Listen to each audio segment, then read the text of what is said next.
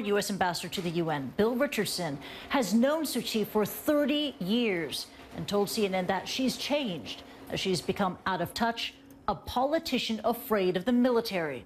Richardson recently resigned from an international advisory panel for Rakhine State. But Aung San Suu Kyi has long recognized that she is a politician and clarified what that meant to her when Robert H. Lieberman interviewed her for a film. It's called, they call it Myanmar. Take a listen. Do you think of yourself as a politician? Yes, of course I'm a politician. It strikes me that you've gone beyond that, and that... You know, I think politicians who think that they've gone beyond being politicians are very dangerous. That's where authoritarianism comes in. I'm just an ordinary politician. Just an ordinary politician. Joining me now, the director of that film, Robert H. Lieberman. He's also a senior lecturer at Cornell University. Sir, thank you so much for joining us here at CNN. You have a pretty good sense of Aung San Suu Kyi. You first met her when she was released from house arrest. You interviewed her for an extended period of time and a few occasions after that. From what you know of her and her character, are you surprised by how she has handled the Rohingya crisis? Well, she's just a politician, as she says, but it turns out she's a bad politician. I think that the story is getting it all wrong because the focus is on Aung San Suu Kyi. She's the person now, the person we loved, and now she's the person we love to hate.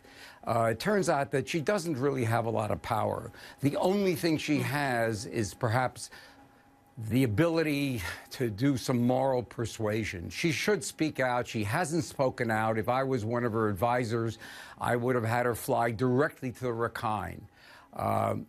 So I don't think you should be looking at Aung San Suu Kyi. I can give you some insights into her. By the way, Bill Richardson resigned. I don't know if you know what the blow-up was about. He raised the issue of the two young Reuters reporters who have been imprisoned. They face up to 14 years in jail because they were investigating a mass grave in the Rakhine. And Suu Kyi doesn't suffer fools, but she also doesn't apparently suffer criticism. Can I switch the whole program and move to the bigger picture? Would you allow me to do that? Well, before you do that, I just want to ask, because you said something really interesting a moment ago, that there is this expectation for Aung San Suu Kyi to speak out because she is a Nobel Peace Prize winner, because she is this icon of democracy. Are you saying that she is a politician? She hasn't changed? So are you saying that it's She's not who she always was? But this is right. the reality of power in Myanmar, of what she has to do to toe the line with the military. No, I think she is the same person she always was, and that in the West we have viewed her with the lens that we want to view her as. And we've built her up on a pedestal, and now we've knocked her down. I mean, I do have some sympathy for her. She's in a very tight spot. She, you know, she's got a powerful military, you know, at her back. You know, if she, you know, makes a wrong turn, she's in trouble.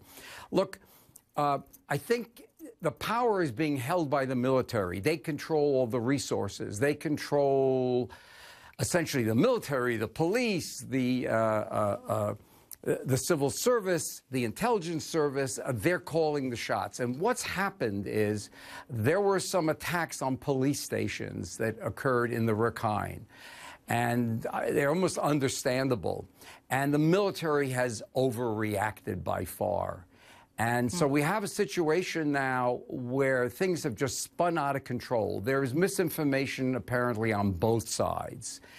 We have, I don't know what the numbers are, I thought 750,000, whatever it is, right. 750,000 human beings sitting in Bangladesh.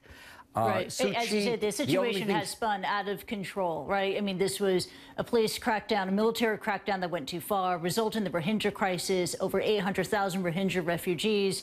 And now we're in a situation where the international community has condemned Aung San Suu Kyi, but the greater point has urged her to condemn the treatment of the Rohingya, and yet she is a leader who, despite her moral authority, refuses to even say and utter the word Rohingya. I mean, given all this international pressure, do you think she would listen based on what you know of her?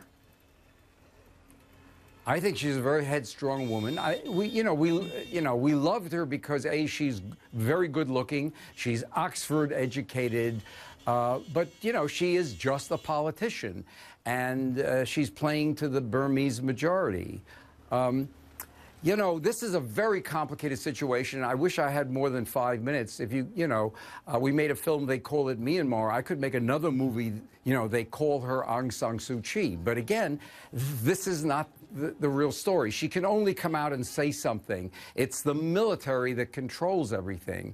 And the military is talking, and the government, whatever you want to call it, is talking about, you know, international terrorists. Well, what they're going to do by escalating the situation is there is a real fear that they're going to bring in the international jihadists into the mix. So I think we should forget Aung San Suu Kyi for the time being. You know, people feel bad. She got a Nobel Prize. Well, you know, tough beans. Focus on the bigger problem. Focus on the Myanmar government. By the way, Myanmar is suffering. You know, tourism is down. If you want to stay in Yangon, hotel prices are half of what they were before. You know, what's really going on? Very nuanced stories, multiple repercussions on Myanmar's, not just international standing, but economy, as you point out. You mentioned the possibility of doing a follow-up film, you know, just the story of Aung San Suu Kyi. That was a joke. We thank you for that and for sharing, your thoughts with us about her. I hope to talk again soon. Right, but you know what this is? Joining us live. What was that? Yeah, can I continue? You know what this really is? This is tribalism, essentially. It's something that's occurring all around the world. It's, you know, leadership splitting people. You've even seen it in the United States, this kind of tribalism. And there's hate speech coming out of, you know, out of Myanmar, and particularly there's a leading monk who has said something to the effect, lecturing the military, that, you know, these Muslims are not, you know, quite real people. And so this is a worldwide phenomenon. And it is precisely because you point out that tribalism that's taking place, that it's not just an issue with the military or Aung San Suu Kyi, but an entire nation almost is in denial over what's happening to the Rohingya. Unfortunately, sir, we're going to have to leave it at that. Robert Lieberman reporting or joining us live from New York. Thank you so much. Take care. Now, turning now to